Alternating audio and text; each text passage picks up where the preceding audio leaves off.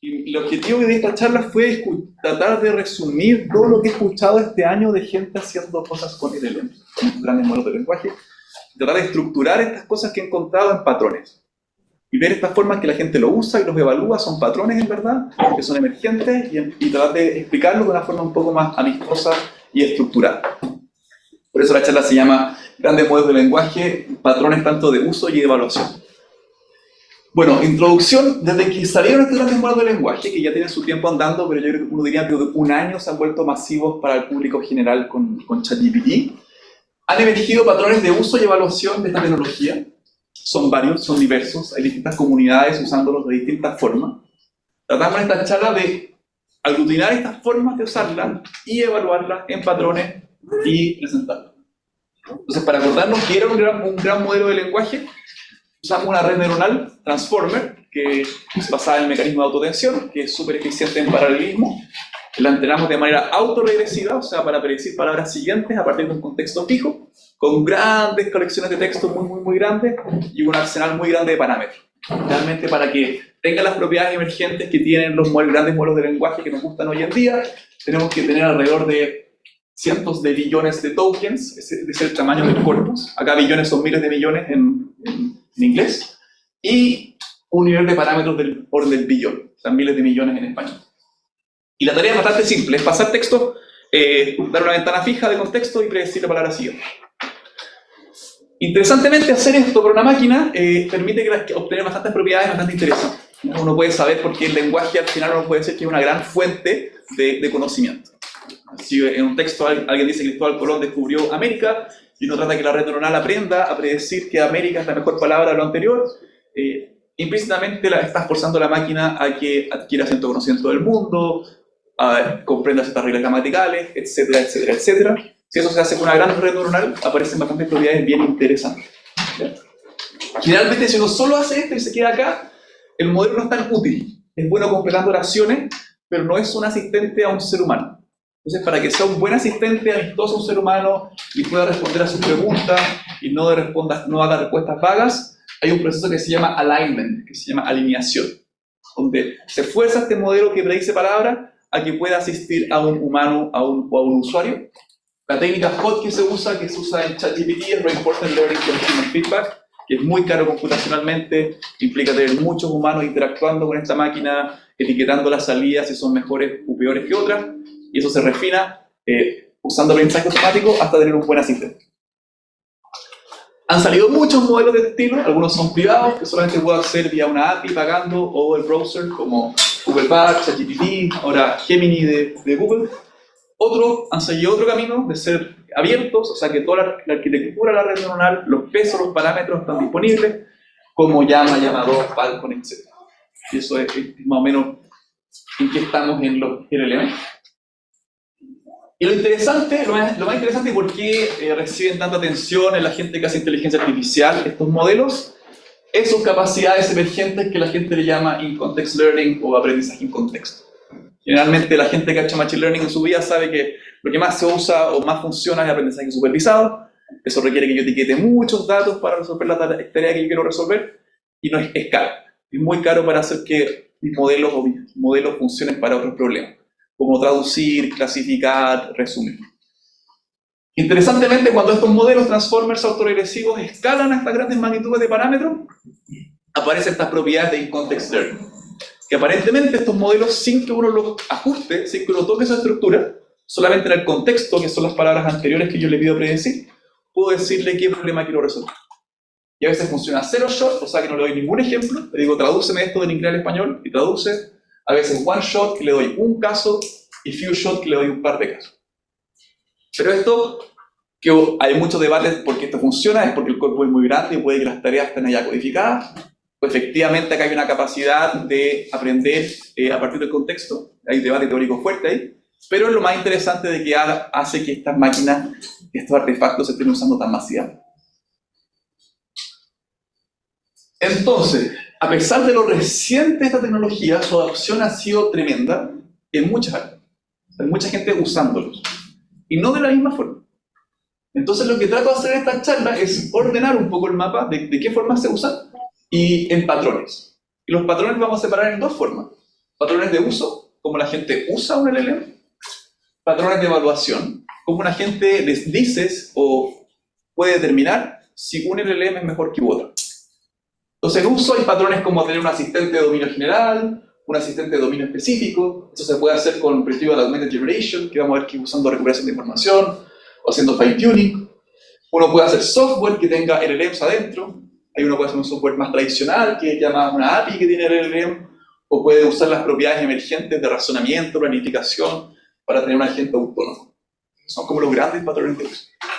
Y en evaluación voy a ver, bueno, primero estos modelos son multitarea, resuelven varias tareas. Entonces tengo que tener datasets de evaluación que sean multitarea, que vayan más allá de las tareas clásicas de NLP, como clasificar, resumir, y puedan medir su conocimiento few shot, o sea, conocimiento del mundo.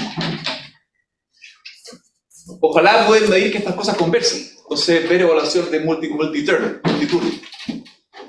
Y lo más interesante que salió últimamente es usar un LLM para evaluar otro LLM. O sea, máquinas evaluando máquinas. Cosas que serían impensadas en la forma tradicional de hacer procesamiento de lenguaje natural. Procesamiento de lenguaje natural siempre queremos que las otras máquinas se parezcan lo más posible a un humano. Estos son los grandes patrones, entonces es una charla un poco larga y vamos a verlos todos uno por uno. Entonces partamos por acá.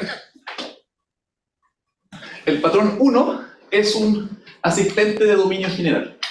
Aquí la idea es que yo soy un humano, interactúo con una interfaz web que tiene su LLM, y el input que yo le paso un prompt, que es texto en lenguaje natural, y el output que me da el LLM es una respuesta de que también viene el lenguaje natural.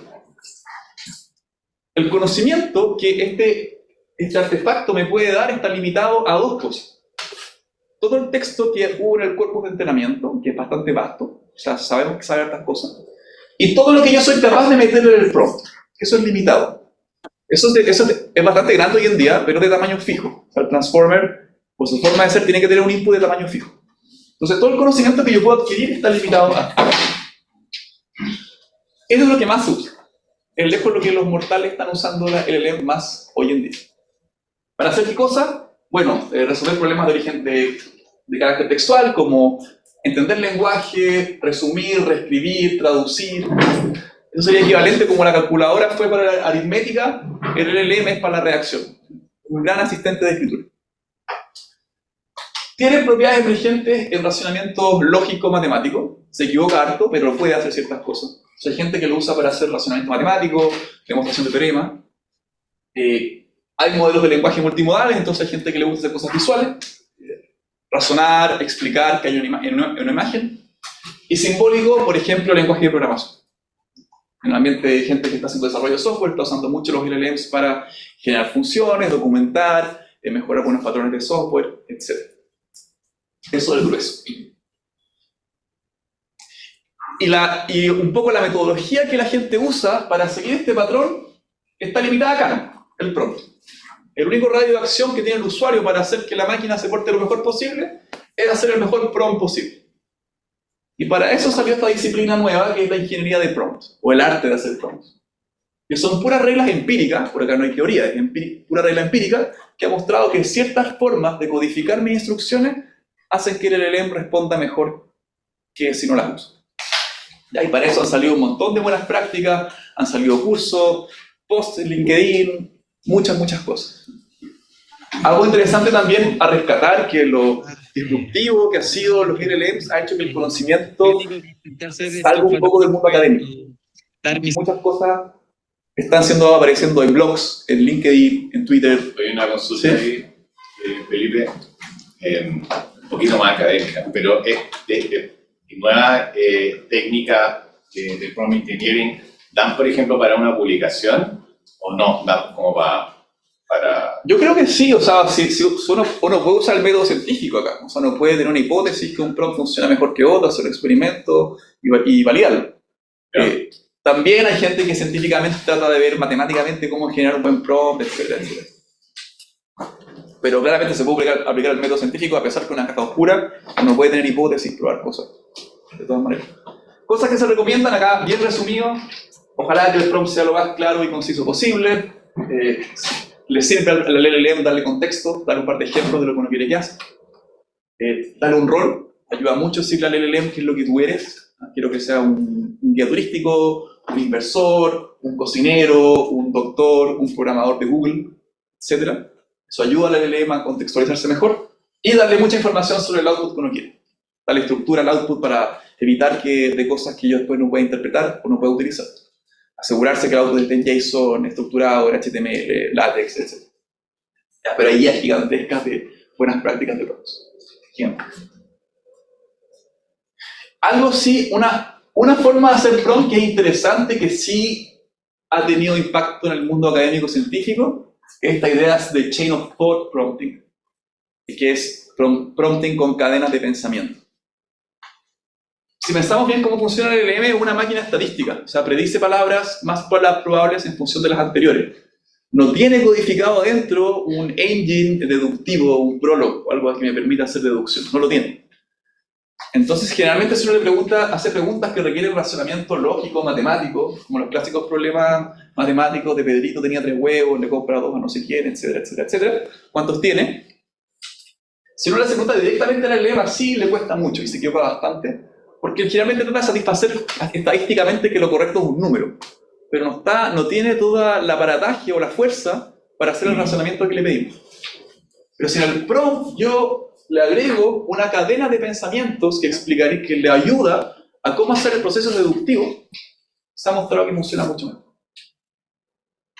Pues acá hay un patrón claro. Si uno quiere que la LLM tenga capacidades deductivas, lógicas, es necesario ayudarlo en su prompt a darle cadenas de pensamiento. Y muchas cosas que se usan hoy en día, o muchas librerías que usan LLMs por debajo, están siempre por debajo usando este tipo de prompts.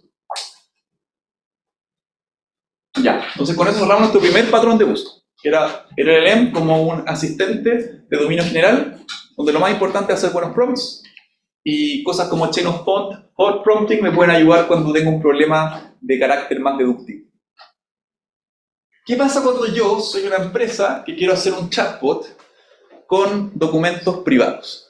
Soy una empresa que quiero tener mi chatbot interno con toda mi regulación que no está en la web.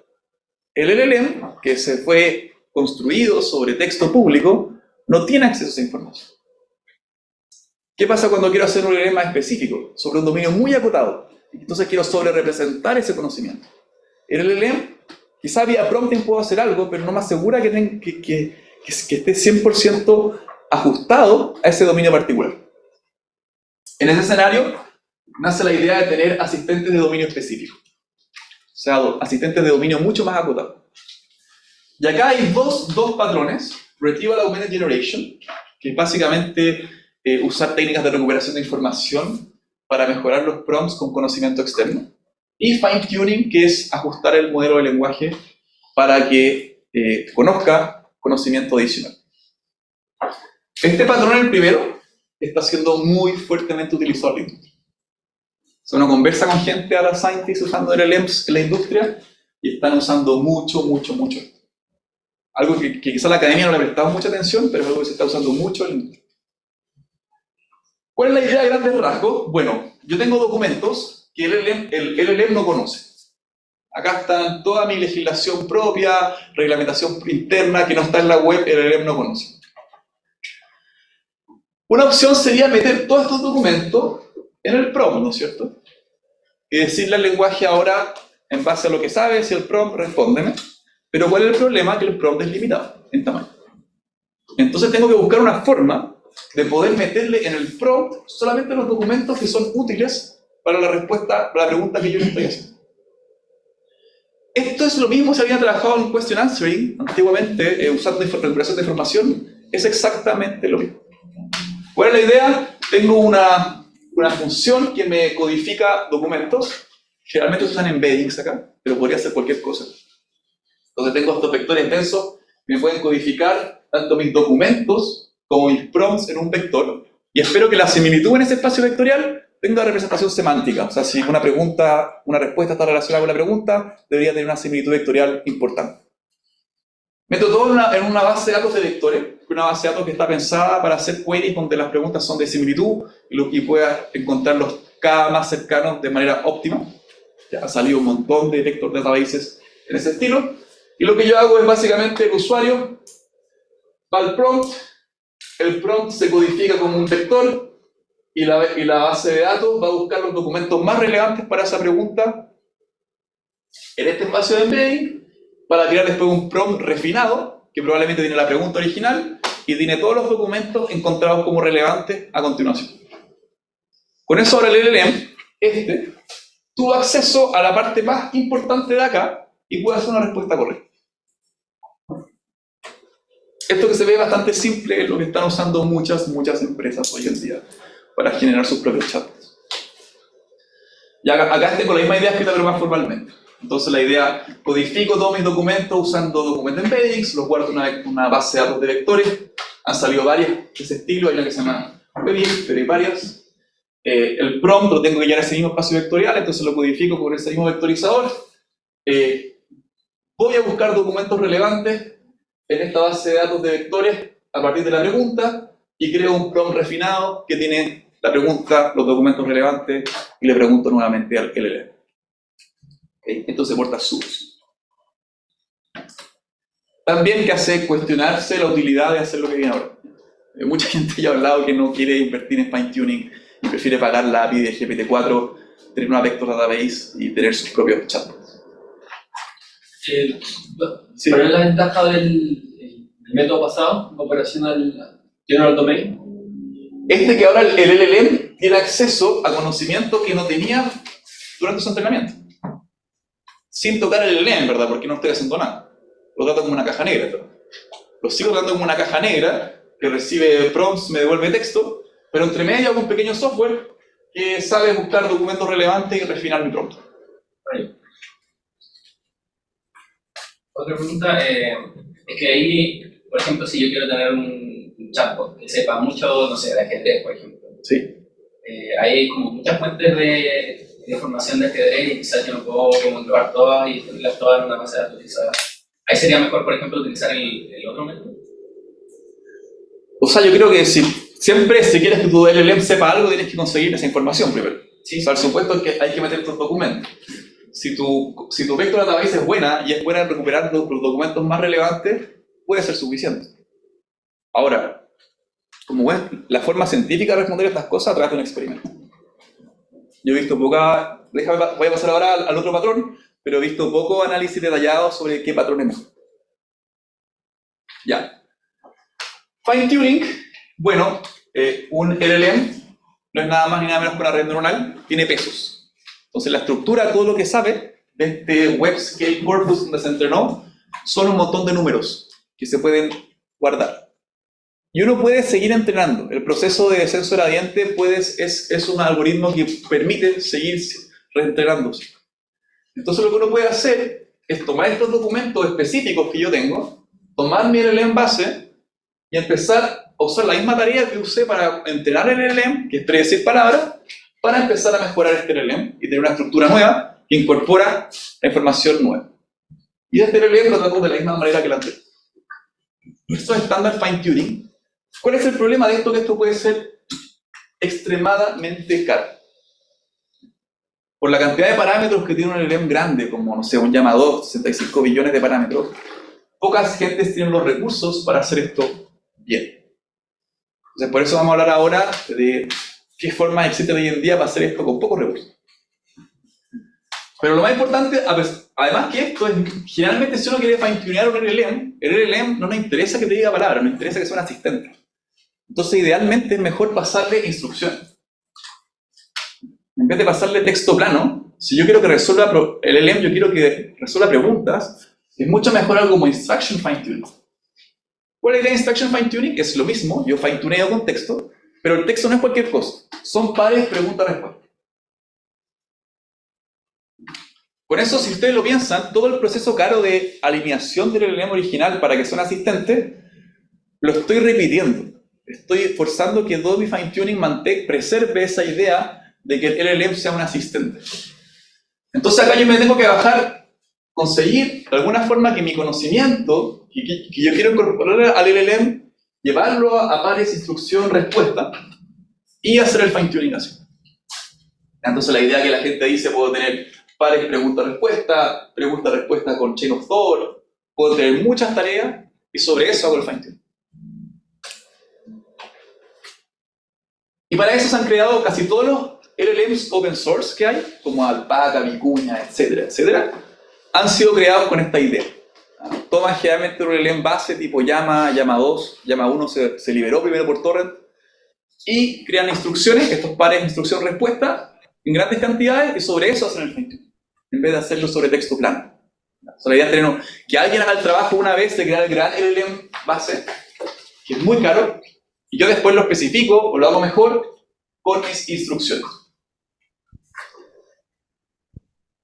¿Cómo se crean estas bases de instrucciones? Es bien interesante. Se usan técnicas como self-instruct, que básicamente uso un LLM que ya está alineado como ChatGPT para que convierta texto crudo en instrucciones y respuestas. Por ejemplo, tengo una noticia nueva, quiero que mi LLM lo conozca, voy a hacerle al LLM a ChatGPT, decirle, en base a esta noticia, créame 10 preguntas verdadero y falso. O créame 5 preguntas con alternativa. O créame el documento y el resumen. Y con eso nos puede crear muchas instrucciones, que se llama self-instruct, y sobre eso después hace uno el fine-tuning. ¿Ya?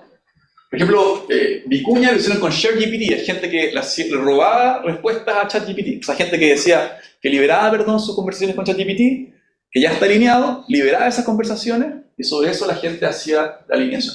¿Ya? Y hay un montón de datasets con este paradigma. ¿Qué hay que tener en cuenta si uno hace instruction fine-tuning? Primero, los fuentes. Si todos los datos fueron creados con self-instruct, claramente mi modelo fine-tuneado va a estar muy sesgado a parecerse mucho a ChatGPT.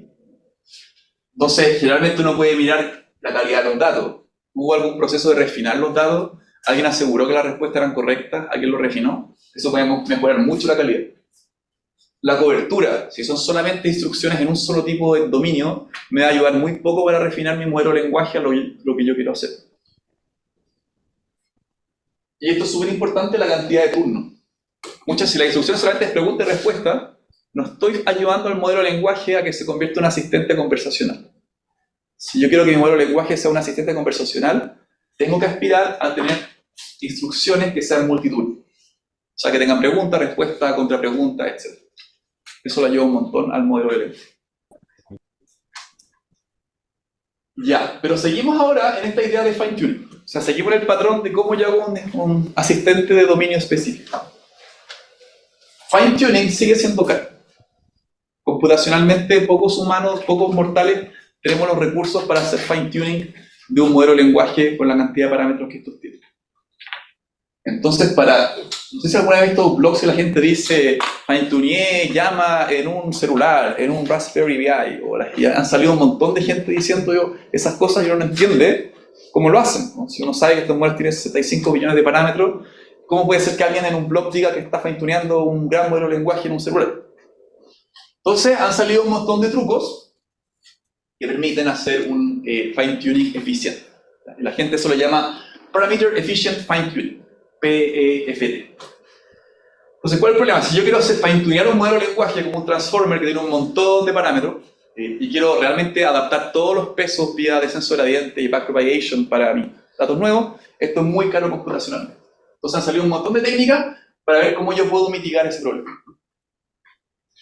Y las técnicas más populares que han salido en esa línea son LoRa y QLoRa, que son técnicas que reducen significativamente la cantidad de updates y cómputo que yo tengo que hacer para hacer mi actualización, mi fine-tuning. ¿Qué es LoRa? Se llama Low Rank Adapters. Técnicas para poder, de nuevo, fine-tunear un language model con pocos recursos. LoRa se hace una idea bastante vieja.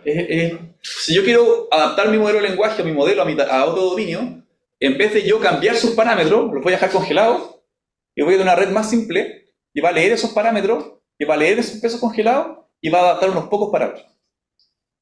Si uno mira los primeros modelos de lenguaje como Elmo hacían eso. Entonces, ¿cuál es la idea de LoRa? Si uno piensa lo que cuando uno actualiza una red neuronal, en un transformer hay un montón de pesos.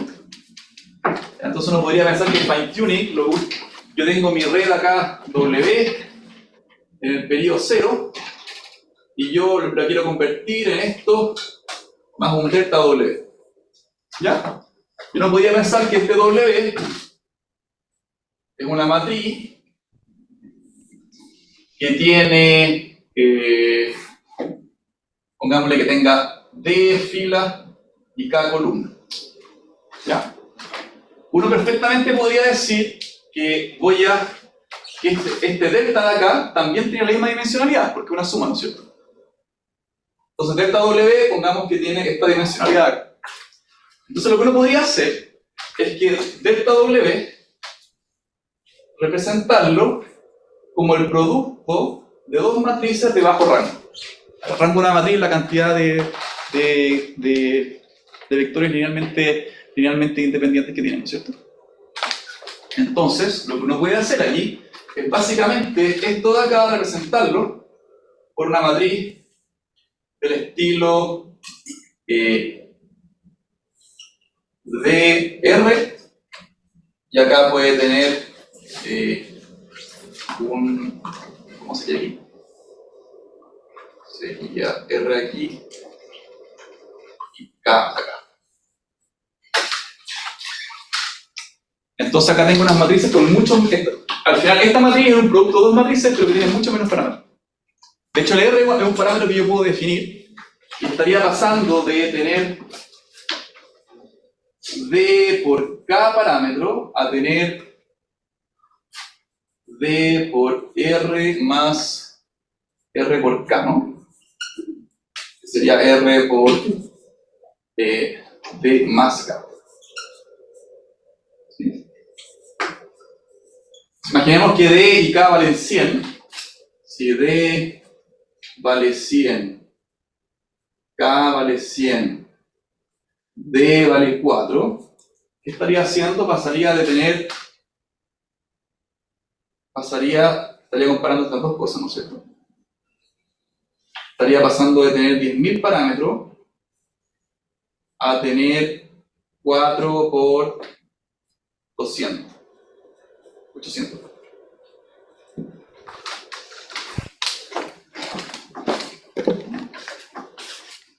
¿Qué es lo que tengo? Ya agarro mi matriz que quiero actualizar y la descompongo en dos matrices de menor rango, y con eso estoy factorizando en dos cosas con mucho menor información. Obviamente la cantidad de información que hay es mucho menor, pero como lo que yo fine-tuneo es mucho más chico, lo que yo aprendí en un modelo preentrenado es suficiente en muchos casos. Y con LoRa puedo reducir mucho el cómputo necesario para hacer fine-tune. Y lo bueno es que igual la red final resultante es compatible con la red original. Después yo simplemente sumo esos delta pesos y tengo mi red actualizada. Entonces, obviamente, entre más chiquito el R, menos capacidad va a tener mi fine-tuning. O sea, si quiero fine-tunear sobre un cuerpo muy grande, con un R chico, es probable que en algún momento esto se sature y no pueda aprender mucho. Eso es un lado. Entonces, la gente usando LoRa, efectivamente con un R chico, puede fine-tunear modelos muy grandes con mucho menos cómputo. Y la segunda pata es QLoRa. Y QLoRa salió recién este año, ¿sí? ¿No hace ese procedimiento de estimar el delta W por capa o a nivel del modelo? Ahí depende, generalmente lo que uno dice por qué parte del transformer. O sea, entonces generalmente uno dice qué matrices del transformer le voy a hacer LoRa. Entonces pueden ser todas las, el self-attention puede ser todas las queries, los values, los keys, más las feed-forwards que tienen, etc. Y no podría aprender como el delta W de una de esas partes y el resto lo ocupa como está entrenado. Exacto. Todo eso uno lo puede controlar. La idea, entre más LoRa uno le ponga, más barato va a ser. Si uno quiere hacer fine-tuning, uno puede decir quiero dejar congeladas las primeras 8 capas, solamente hacerle fine-tuning a la última, solamente le hago LoRa a esa. Tengo todas esas opciones de control. ¿Qué es lo que es fine-tuning? Fine-tuning. Sí. Fine-tuning. Está hablando de los modelos. Pero habla de fine-tuning. Ah, está con... No lo puedes mutear ahí. ¿Sí?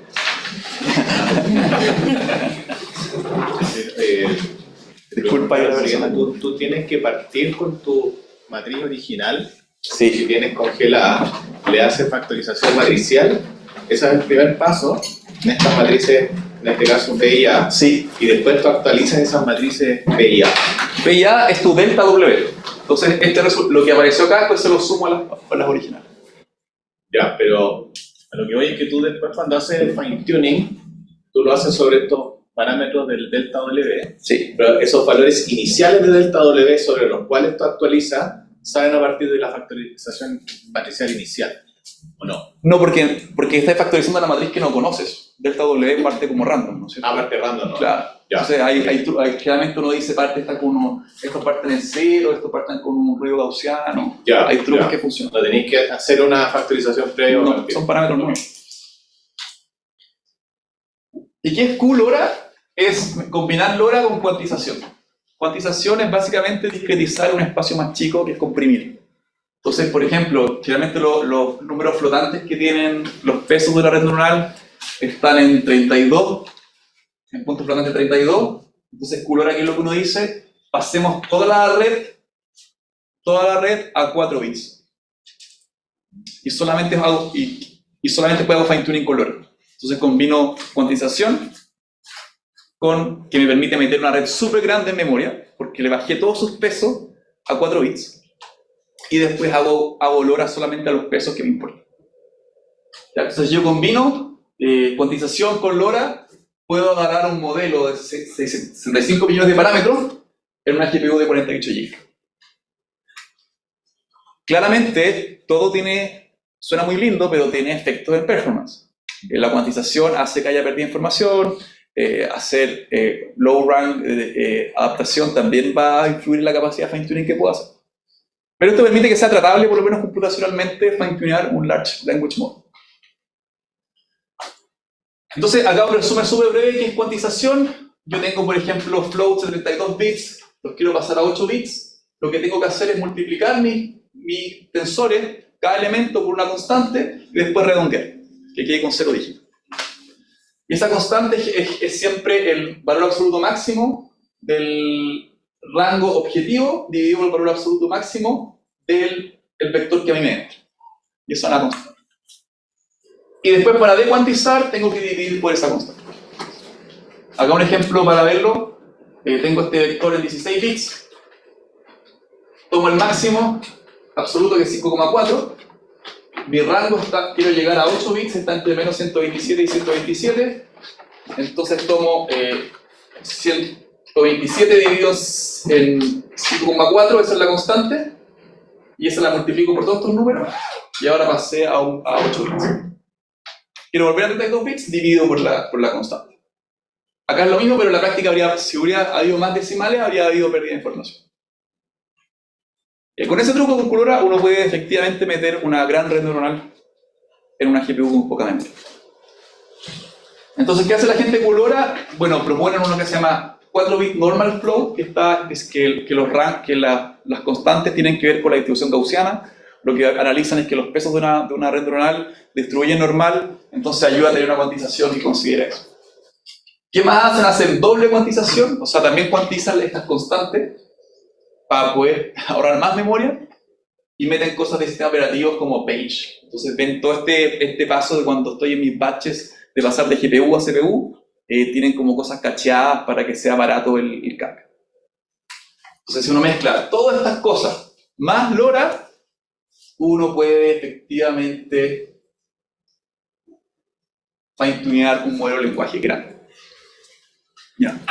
Pero no hay que dejarse engañar igual con lo que uno puede hacer. Nosotros con estudiantes con Clemente hemos hecho de magíster experimento, y si bien se puede, los modelos no salen tan buenos. O sea, ahí uno se pregunta, si uno le quiere hacer un chatbot a una empresa, ¿qué es mejor? ¿Pagar la API de GPT-4 y hacer esto? ¿O yo hostear un Llama 2 y fine-tunearlo? Creo que ojalá que logremos mostrar que con esto podemos independizar a la gente de las API, pero creo que falta mucha investigación para que esto realmente compita, ¿sí? Igual depende de la tarea, ¿no? Porque un chatbot efectivamente tiene que hacer demasiadas cosas bien para poder como ser funcional, pero si fuera una tarea más como chica, como clasificar o clasificar o algo así, efectivamente yo creo que un modelo chico fine-tuneado podría hacer una mejor pega que GPT-4, que tiene que hacer todo bien. Puede ser. Ahora, si quieres fine-tunear, podrías tomar un modelo más chico, tipo BERT, y si la tarea es súper específica, y ahí no usar instruction fine-tuning. Uno puede hacer un fine-tuning exacto que obliga a la red que su output sea compatible con tu tarea. Eso es lo mejor que uno puede hacer. realmente esto es el camino largo. O sea, todo esto lo estamos haciendo porque queremos hacer asistentes. Si uno quiere hacer modelos super task specific, hay otros paradigmas.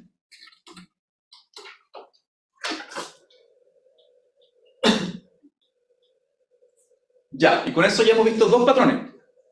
Un asistente general, un asistente específico, y el asistente específico lo puedo hacer o con una vector database o haciendo fine tuning. Aplicaciones, esto es súper interesante. El LLM por sí solo sigue siendo una máquina que le paso texto, me devuelve texto. Pero la gente quiere hacer otras cosas. Quiere resumir conversaciones, quiere resumir PDF, quiere en base a 2 PDF recomendarme algo, hacerme mis cosas contables, uno quiere hacer muchas más cosas. Entonces mucha gente de software está diciendo, metamos los LLMs adentro de mi software. Entonces, el camino más simple para hacer una aplicación con un LLM es llamar a la API y hacer algo con la API. Entonces, por ejemplo, uno puede empezar un motor de búsqueda, podría primero pasar la query a un LLM, y en base al LLM ir a buscar el motor de búsqueda que mostrar. Hay un montón de software así, ¿no? Hay unos plugins para las conversaciones que primero transcriben la conversación, se la pasan a ChatGPT, te la resumen, te devuelve el resumen. Desde un punto de vista de software, esto no es muy distinto a meter una API dentro de un software.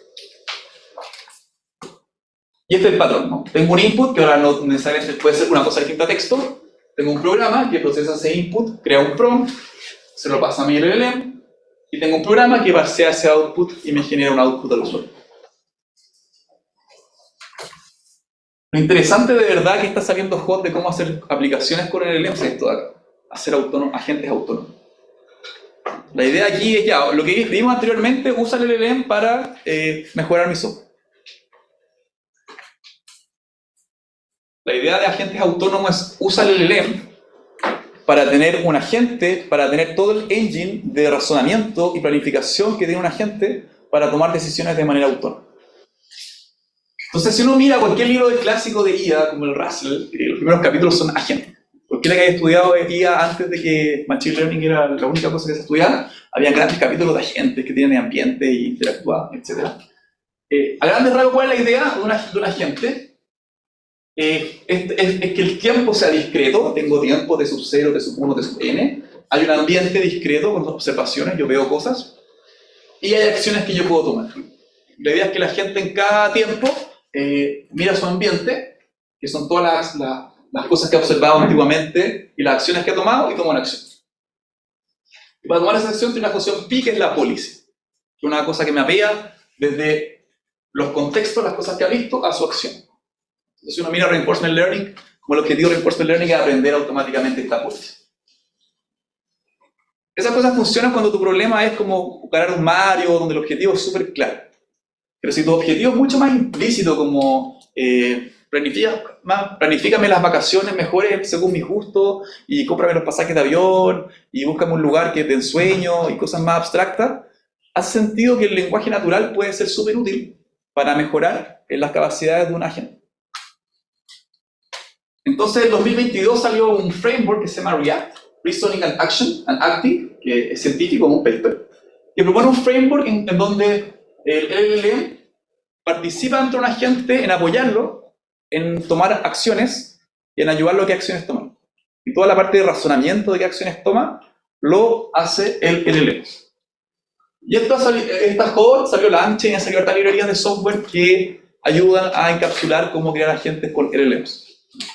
Hot, pero tampoco tanto. Uno mira Lanche cuando salió y era pura gente, y hoy en día es puro vector databases. O sea, se han dado cuenta que la industria, lo que de verdad funciona son los vector databases. Estas cosas están más de juguete, cosas más experimentales. Pero la idea es súper, súper interesante. Entonces la idea, más o menos, para que entiendan, un agente es lo que les formalicé aquí. Tengo un agente, observa el ambiente y toma acciones. Y eso va constantemente pasando. La gente de React dice, ¿por qué no el espacio de acciones lo aumento con el espacio del lenguaje? Entonces ahora tengo dos tipos de acciones que puedo tomar. Acciones como ejecutar cosas y acciones como preguntarle a este oráculo que es mi Large Language Model. Y otra cosa súper interesante, el ambiente se representa como un conjunto de herramientas. Entonces básicamente que el Language Model sepa herramientas que la gente puede usar. Que una herramienta al final es un programa computacional, una API. La idea aquí es que puede tener una calculadora, una API que me ve mi saldo en el banco, una API que me compra pasaje, un motor de búsqueda. Entonces la idea aquí es que si yo quiero que el LLM me calcule algo, no voy a pedir al LLM que use su propiedad autorregresiva para generarme la respuesta, sino que lo voy a forzar vía prompts o fine-tuning que vaya a buscar mi lista de tools, que se yo calculadora, y asegure que la respuesta venga como una instrucción para esa herramienta. Y después la gente tiene que tomar acción que va a ser ejecutar esa tool. Entonces el LLM crea estas cadenas donde va de a poquito vía chain of thought prompting, determinando qué acción tomar, preguntándole después al toolkit con el LLM qué herramienta usar, las ejecuta y así sucesivamente hasta que puede completar su acción. Suena súper abstracto, pero en concreto es que yo tengo un agente, que es un programa computacional, que tiene un gran loop, donde alguien le dice resuelve lo que quiera resolver. Va al language model y le pregunta al language model cómo resolver eso, pero no le pregunta directamente resuélveme esto. Tiene un prompt que le dice resuélveme esto usando esta lista de herramientas que están declaradas. Una calculadora, un buscador, etc. Entonces el LLM no va a tratar de, si uno le pregunta algo que es aritmético, no va a tratar de hacer la suma, sino va a decir, oh, me puso en el prompt que si vas a resolver una suma, anda a buscar la tool API call calculator con esta sintaxis. Si hay una pregunta que es de buscar información, anda a llamar a la tool que es usar el buscador. Y le va devolviendo pensamientos que son acciones que debería ejecutar. Y el agente además tiene un programa que puede ejecutar estas tools. Esto es lo peligroso que es. Tengo una máquina que le dice otra máquina qué hacer y lo ejecuto. ¿Ya? Estoy en una máquina ejecutando las acciones. Y si tengo mi tarjeta de crédito pagada de GPT-4 ahí, puede que esté en un loop infinito pagando al LLM para que esté tratando de resolver estas cosas. Pero en Langchain hay un montón de tutoriales súper bonitos. Hay un ejemplo claro, ¿no? Tengo una pregunta, ¿quién es la polola de Leonardo DiCaprio y cuál es su edad elevado a 0.43? Si se lo pregunto directamente al LLM, va a tratar de resolver eso con su modelo autorregresivo que probablemente se equivoca. Pero acá lo que hace Langchain es que yo tengo registradas todas mis tools y le va a mandar un prompt al LLM que va a decir respóndeme esto usándome estas tools con esta sintaxis. Y lo que me va a devolver acá entonces son acciones. Search, calculator.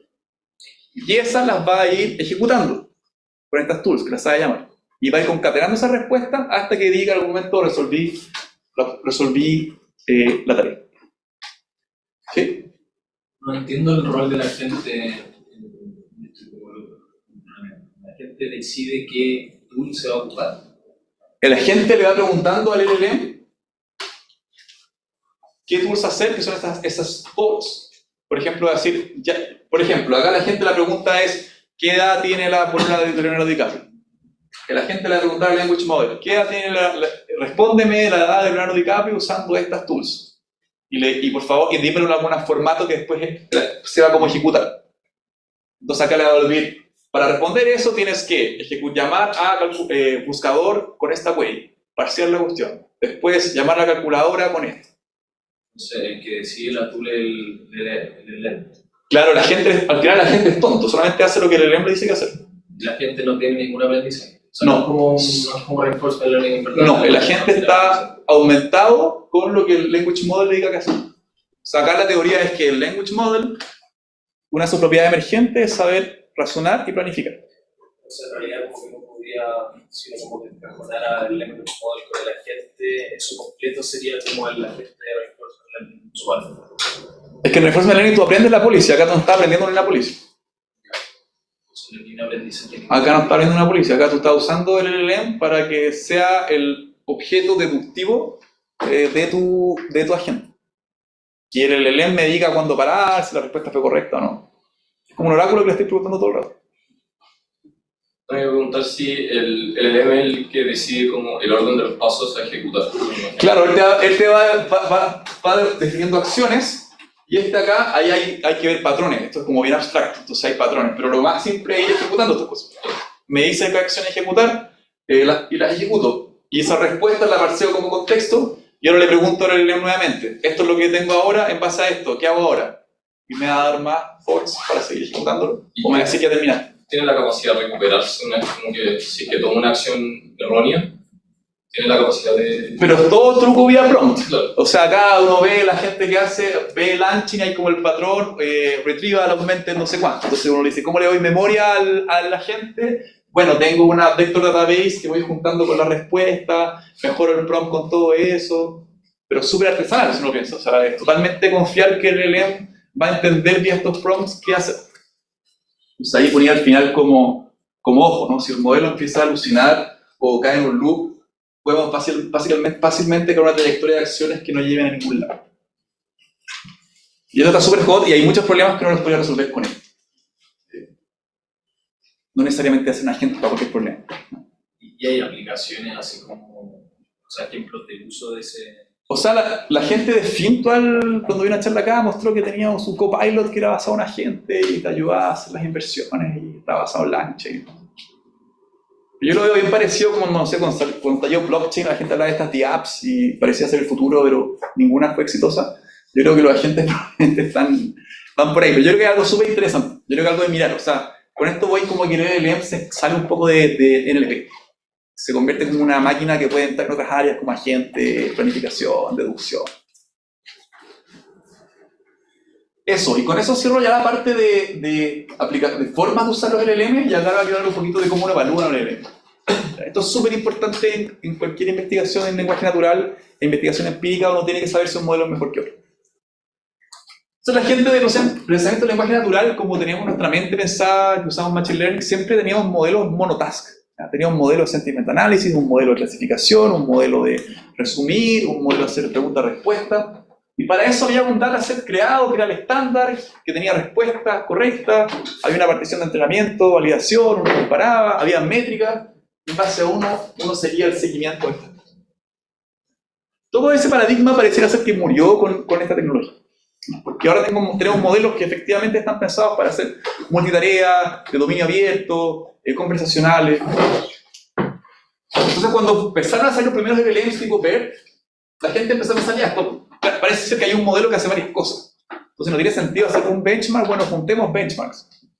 Entonces salieron estas cosas como Glue, Superglue, pero todavía están pensadas muy la idea en LP. O sea, tengo estos modelos que los ajusto para resolver varias tareas, combino varias métricas y así veo cuál es mejor. Pero todavía están muy pensados para fine-tunear o adaptar modelos en un setting súper supervisado, ¿no? Quiero adaptar mi modelo para que sus salidas sean positivo, negativo, neutral, o 1, 2, 3, 4, o solamente una traducción. Acá no, acá todo es open-ended. Entonces la segunda generación de formas de evaluar estos LLMs es ya empezar a hacer las pruebas, no hacer, estos datasets uno los piensa, eran hechos para máquinas. ¿Qué tan buena es mi máquina haciendo esto? Empecemos a pasar en los datasets que le pasamos a los humanos, las pruebas estandarizadas de biología, castellano, inglés, conocimiento, pasemos al LLM, hay más pruebas. Entonces hay esta segunda generación de benchmarks con tareas de conocimiento científico, conocimiento del mundo, racionamiento, veracidad. Y claramente para resolver esto el modelo tiene que ser capaz de poder razonar algo y tener mucho conocimiento del mundo, y en muchas cosas. Pero siguen siendo benchmarks determinísticos. O sea, yo tengo una forma de asegurarme que verificar si el LLM supo o no supo hacer la respuesta correcta. Entonces, generalmente son preguntas de tipo opción de selección múltiple.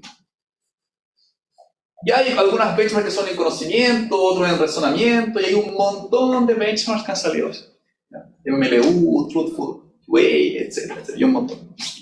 Entonces, lo que ha salido un poco para evaluar los modelos así, Hugging Face sacó esta cosa que se llama el Open LLM Leaderboard, que los combina todos. Entonces con este leaderboard uno puede saber más o menos qué LLM open source que está saliendo es mejor que otro en todo este montón de tareas. Pero si uno lo piensa, el LLM, además de ser multitarea, están pensados para ser asistentes, ayudar a las personas.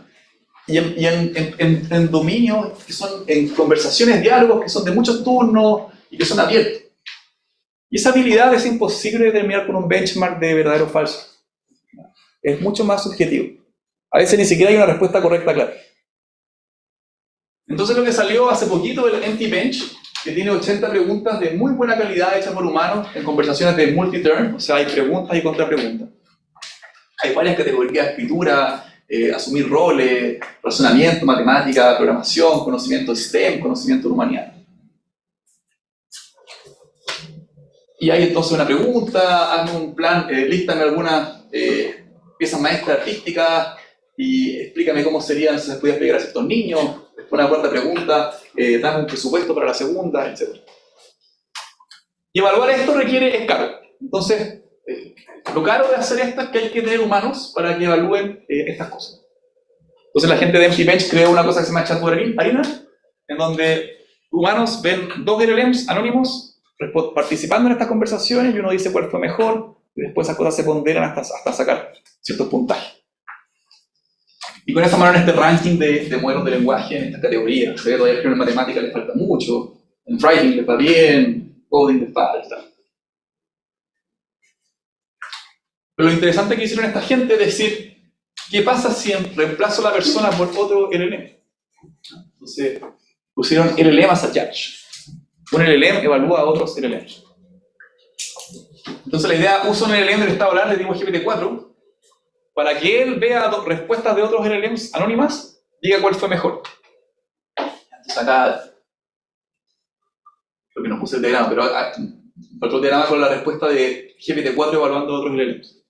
Pero lo interesante es que el agreement que sacan los GPT-4 para entre pares es muy parecido a un humano. ¿Verdad? Que casi 80%. O sea, GPT-4 evaluando máquinas es casi igual a un humano.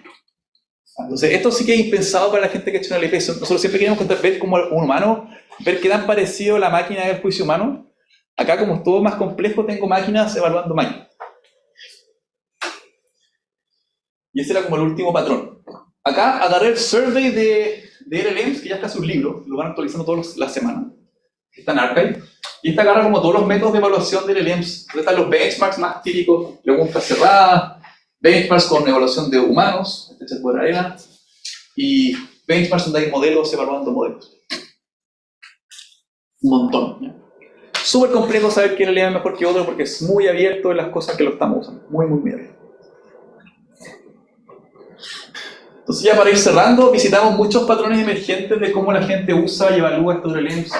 Asistentes generales, asistentes específicos, aplicaciones, agentes. Hay que pensar que ya se escapa un poco de la disciplina clásica de NLP, no una tecnología sola, ¿no? Están interactuando con muchas otras cosas. Recuperación de información, búsqueda, agentes, hacer software, y un montón de cosas interactuando con estos artefactos. Hay que tomar con mucho interés, para mí, las capacidades como de planificación, de razonamiento, que aún son limitadas, que emergen de estas cosas porque permiten meterlos en altas áreas de IA más clásicas como agentes, donde era muy difícil tener esta capacidad de razonamiento.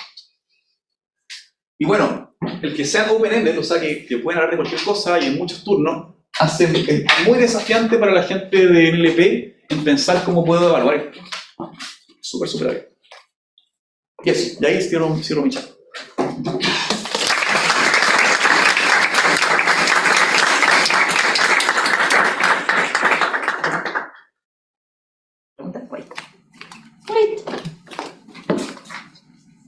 Ay, ya no lo sé,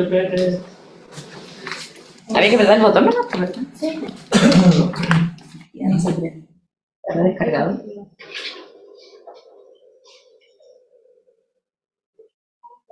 ¿Se descargó? Bueno, pregunten. Ya lo fuerte. Gracias, Felipe, por tu presentación.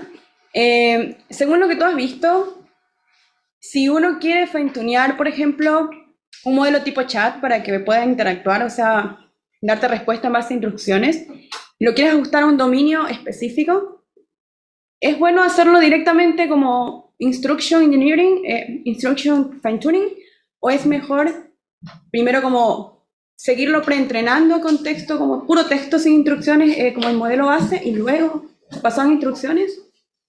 Yo creo que hay que mirar la literatura. Es muy difícil predecir qué va a funcionar en eso. Pero yo miraría los vector databases. Creo que puede ser una solución que se ve trivial, que la práctica puede funcionar súper bien. Ahora, la intuición que me da, si yo, insisto, ¿cuál es tu objetivo? ¿Que tu máquina conozca esos textos o que sepa resolver instrucciones? Si quieres resolver instrucciones, a mí lo que me ha sentido es que hay que hacer instruction fine-tuning. O sea, directamente. Crear estos self-instruct, mapear el texto a instrucciones tipo pregunta-respuesta y hacer instrucciones.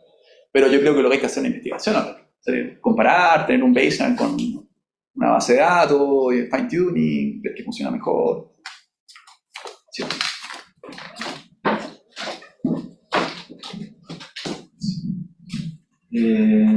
La duda es súper específica. El ChatGPT 4 que se ocupa para evaluar el resto de los modelos, ChatGPT 4 así tal cual o está fine-tuneado para evaluar otros modelos? No, es ChatGPT 4.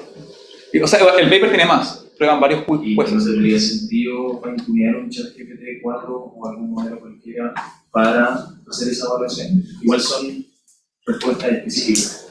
El tema es que está en un meta nivel bien complejo, porque tú quieres evaluar modelos que estás fine-tuneando, entonces estás fine-tuneando el evaluador. O sea, ya te ponen un dilema bastante complejo tener máquinas evaluando máquinas. O sea, tener una máquina evaluándose a sí misma.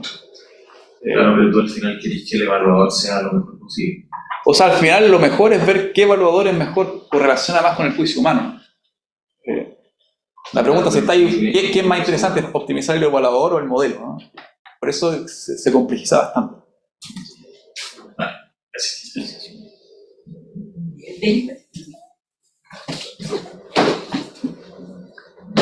Gracias por la oye, tú que has visto cómo ha cambiado muchas cosas desde técnica, arquitectura, modelos, formas de evaluación en un año, ¿cierto? Y entonces se ha vuelto, por un lado, muy interesante, muy activa el área, y por otro lado, bien desafiante. A ver, voy a ir por parte primero. La evaluación. Ya, tú al final hablaste de datasets y me imagino que debe ser más o menos, no sé si fácil, pero como que uno puede verificar un dataset, entonces tienen que estar saliendo datasets nuevos constantemente. ¿Y hay alguna organización o alguna manera de ir chequeando que estos datasets efectivamente están siendo más competitivos, están siendo bien balanceados, que no solamente se enfocan en preguntas, por ejemplo, que van a ser bien respondidas por ciertos modelos entrenados con ciertos datos? ¿Cómo he visto eso? O sea, si uno mira los datasets de como están acá, todos tienen como papers bien vendedores, de que explico, o sea, no son como antojadizos, ¿no? Tienen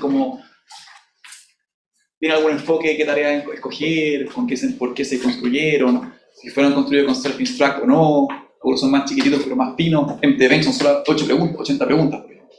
Algunos son muy grandes pero muy masivos, creados mucho con self-instruct. Es complejo. Claro, ahí saber, uno esperaría que el LLM asume que el LLM no conoce esos datos, ¿no? Es el supuesto uno que uno tiene, pero hay muchas variables que uno no tiene control. O sea, hacer experimentación es difícil. Hay un supuesto de que el LLM base nunca vio estos datos. Y que el fine-tuning tampoco lo estoy haciendo. Pero claramente todo esto tan multidominio, open, abierto, como que desafía mucho hacer buenas metodologías científicas. Y tú que has estado antes involucrado en evaluaciones en línea, como está Semeval, ¿cierto? ¿Has visto cambios en esas metodologías o en esos corpus, por ejemplo? Yo creo que hay que mirar, o sea, yo creo que Semeval está muy pensado en el mundo monotask, dataset, etiquetado, agreement, como una forma muy estándar de hacer el EP monotask. Y parece, ahora uno puede pensar, quizás uno hace una investigación por hacer sistemas útiles. Yo creo que hay que pensar por qué queremos ahora tener para todo un chatbot, ¿no? ¿Por qué queremos estos asistentes abiertos para todo? Yo creo que en muchos escenarios la gente quiere un sistema que tú le das un input y sabes que el output puede hacer 3 cosas, ¿no? Y eso tenemos formas súper ordenadas y claras para hacerlo. Y creo que hay que ahí como retomar un poco la seriedad de que esos sistemas todavía hay que tenerlos. Porque acá es muy interesante, pero hay mucho descontrol también. Entonces yo no sé, pero lo hot claramente uno piensa es hacer asistentes que sean abiertos, open-ended. Otra pregunta que tengo, que me surgía mientras tú hablabas, porque leí por ahí que de repente salen unos special issues de journals, dicen, estamos esperando investigación en Foundational Models. Y yo no sé, por ejemplo, si ver todavía Foundational. Porque hace 2 años, bueno, era Foundational, pero ahora es como un enano hacia el lado de cualquiera de estos modelos grandes. ¿Todavía eso se considera Foundational? ¿Tú sabes si hay alguna como umbral para decir, mira, esto sigue siendo Foundational, no? O sea, yo creo que cualquier modelo que fue entrenado por una tarea general y uno puede adaptarlo para otras cosas, a mí me da la impresión de que entra ahí. Si uno mira los más chiquititos, probablemente son competitivos con un BERT en cantidad de parámetros.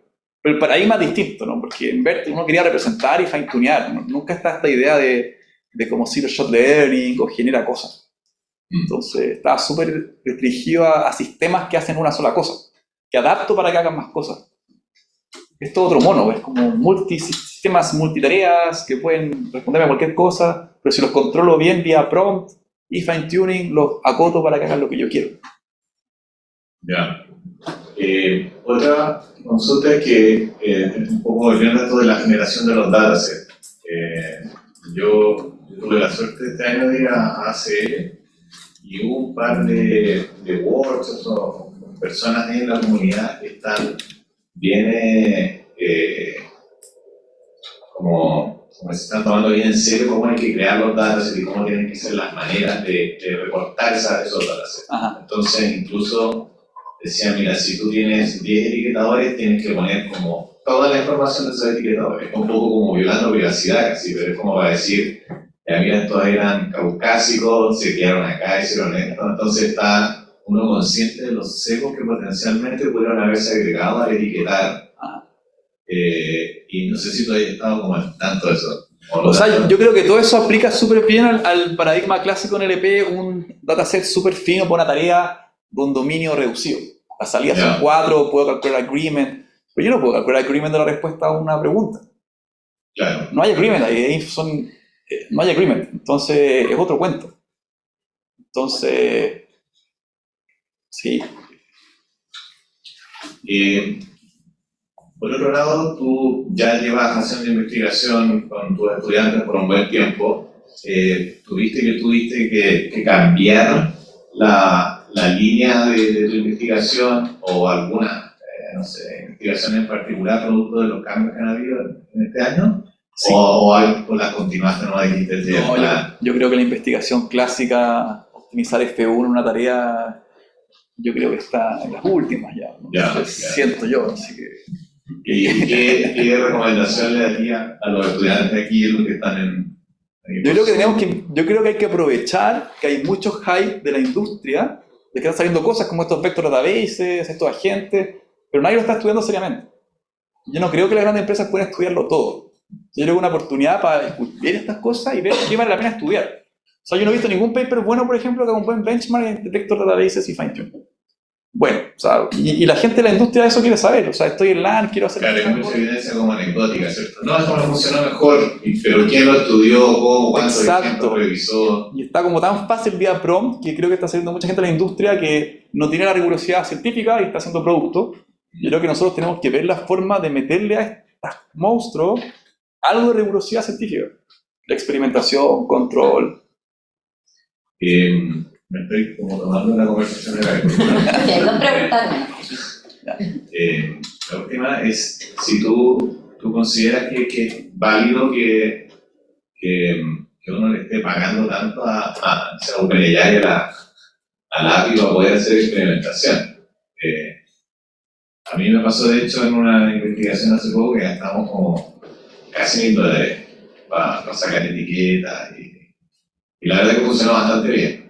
Pero después cuando le pasé la boleta a Fondesit no me la quieren recibir. Y le dicen, no, esto no estaba en tu proyecto originalmente. Le dije, no, pero es que necesitaba 100 médicos, me conseguí 15.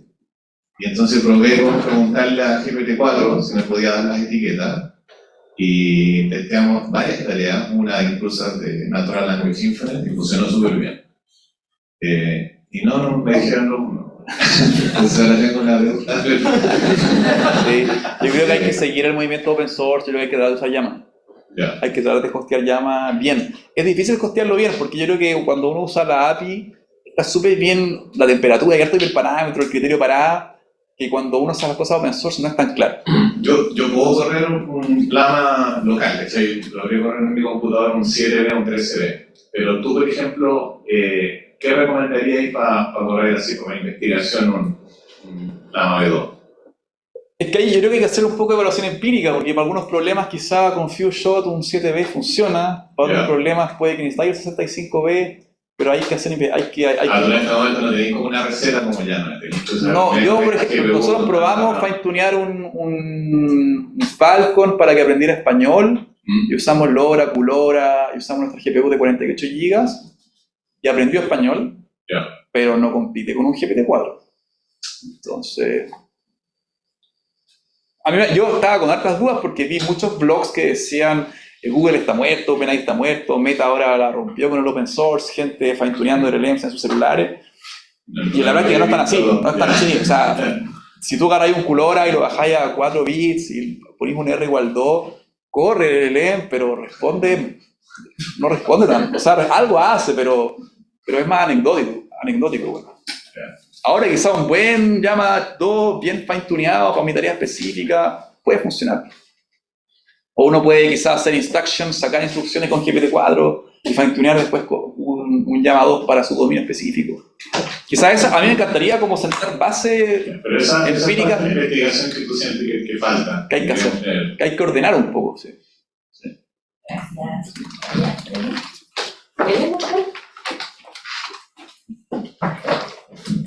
Hola Felipe, perdón.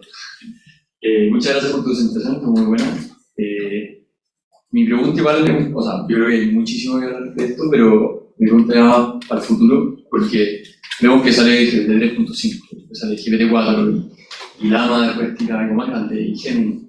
Entonces, mi pregunta es, ¿cuál es el siguiente gran desafío o el siguiente breakthrough que va a haber para los LLM? Podría ser como, no sé, multimodal, que pueda tener acceso a ver videos como Gemini, o imágenes, o cosas así, o también puede hacerlo como hacerlo más grande todavía. No sé qué más grande puede ser, pero siempre nos sorprende. Entonces, o quizás hacer un mejor performance de cada parámetro, o sea, no van a ser modelos gigantescos, sino que van a ser modelos más chicos que tengan la misma capacidad de inferencia. No sé, ¿cuál crees tú que va a ser la diferencia en el futuro? O sea, yo creo que todo lo que tú dices son avances tecnológicos, no sé si científicos, porque la idea es la misma. Es el transformer autorregresivo, quizá con datos multimodales. Yo creo que lo multimodal se viene sí o sí. Yo creo que de aquí a un año más vamos a tener modelos multimodales, gratuitos, masivos, en todo lo que uno quiera. Pero yo creo que los grandes problemas de por qué alucinan, de que no tienen una base de conocimiento realmente de razonamiento, para que realmente puedan hacer cosas como un agente o cosas más útiles, está súper abierto. Súper abierto. Entonces yo creo que ahí hay también investigación básica que hacer, que yo creo que las grandes empresas no están haciendo. Están tan empecinadas en esta carrera de quién saca el LLM más asombroso que no están haciendo avances tecnológicos, o sea, no están haciendo avances científicos. Yo miré el reporte de Gemini y era un párrafo, soy un transformer autorregresivo que lo único que dice es que aumenté mi espacio de tokens a tener imágenes y videos. No hay nada, o sea, es el paper Attention is all you need, 5 años después, 6 años después, lo mismo, exactamente lo mismo. Entonces hay que ver, yo creo que por ejemplo lo de LoRa, QLoRa, lo que está haciendo la gente open source, que salgan estas cosas, me parece alucinante. Yo miraría con mucha atención qué sale, o sea que ya QLoRa permite que uno pueda fine-tunear un Llama, un modelo gigantesco con una GPU de casa, algo que quizás hace 2 años era impensable. Entonces hay que ver cómo el mundo open source también avanza. Puede que salga un super QLoRa el próximo año que nos permita hacer cosas multimodales con GPU de casa. Hay que mirar eso también. Pero si uno se mira para hacer QLoRa hay que saber muchas más cosas que Machine Learning. El sistema operativo, de cuantización, se da la impresión de que da espacio a que otras áreas de la ciencia también se metan acá. Álgebra lineal. Hola Felipe, muchas gracias por la presentación, estuvo muy buena. A mí me hacen dudas con respecto como a la responsabilidad, porque cuando como que empiezan a usar ChatGPT 4 desde hacer fine-tuning o por ejemplo los agentes que van a hacer acciones como con lo que les dice, ¿cómo están abordando la responsabilidad de dejárselo a ChatGPT y cómo crees tú que debería abordarse? Como por ejemplo con respuesta errónea, ¿qué pasa si se equivoca? ¿Qué pasa si se ejecuta una acción que no era la que se pensaba? Yo creo que en el CENI hay gente mucho mejor que yo para responder esa pregunta, en ética, mucho mejor que yo. Pero yo creo que el tema de regulación está ahí presente, cómo se controla la tecnología, y probablemente yo creo que también va a avanzar mucho legislación de esto. Copyright, en qué contexto se pueden usar, explicación de las acciones. Pero pareciera ser como que me considero súper ajeno a ese debate. O sea, lo leo, pero me considero cero experto en eso, solamente un ciudadano. Pero da la impresión de como que el avance en interpretabilidad, fairness, va como a esta pendiente mientras el otro va a esta. O sea, es difícil, es difícil.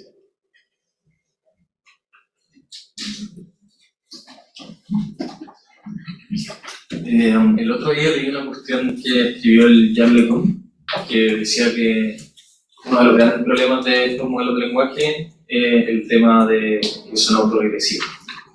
Te quería preguntar por qué eso podría ser problemático y si es que se te ocurre algo, o sea, no sé, el problema, no sé si lo he pasado, pero O sea, ¿qué alternativa puede haber a ese tipo de mecanismos? el problema del autorregresivo es si uno piensa que el lenguaje es discreto. O sea, el lenguaje humano es discreto. Las imágenes no son discretas, uno puede usar cosas como Stable Diffusion, uno puede ampliar de un espacio continuo o quizá una imagen. El lenguaje, si uno lo lleva a oraciones o documentos en espacio continuo, nunca va a poder ampliar oraciones. Entonces, se necesita esa propiedad autorregresiva. Y probablemente sí, te habla que hay un mismatch de cómo uno lo usa y cómo lo entrena.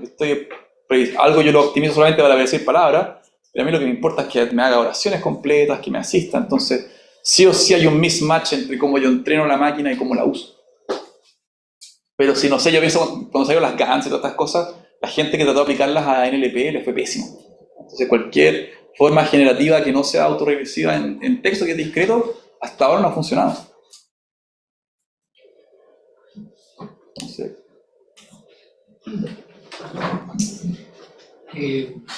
así como en el panorama global, ese de las brechas que te mostraste, la matemática le va bien mal, ¿qué se viene ahí para adelante?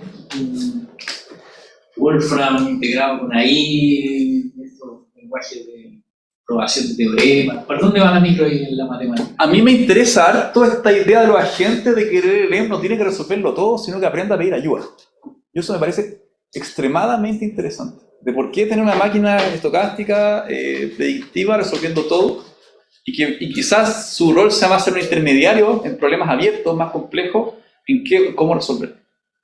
Y no sé, ahora hay una cuestión que se llama Gorilla de Berkeley, que es como un LLM optimizado solamente a llamar APIs. Entonces, como la panacea para los agentes.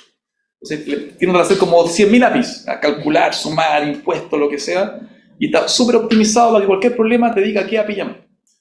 Entonces yo creo que ahí está, ahí cuando decía que el LLM se sale un poco del LP, ¿no? Yo creo que el LLM puede ser una caja de razonamiento, de soporte, para sistemas que saben resolver otras cosas. La LLM no sabe calcular, y nunca va a saber calcular, para copiar cosas. Pero sí puedes llamar a una calculadora. Yo creo que por ahí, yo lo miraría con harta atención eso. El LLM sabiendo pedir ayuda a otras tools.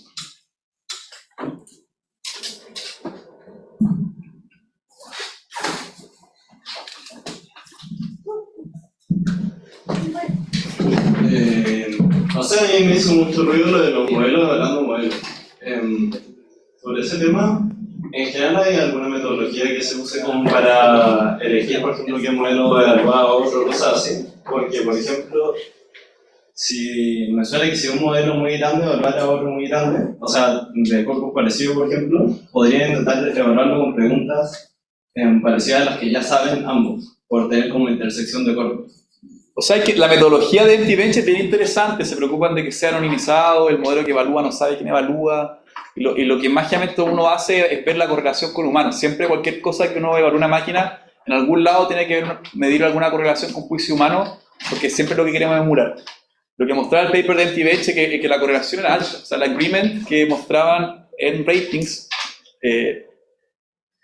GPT-4 era súper parecido a un humano.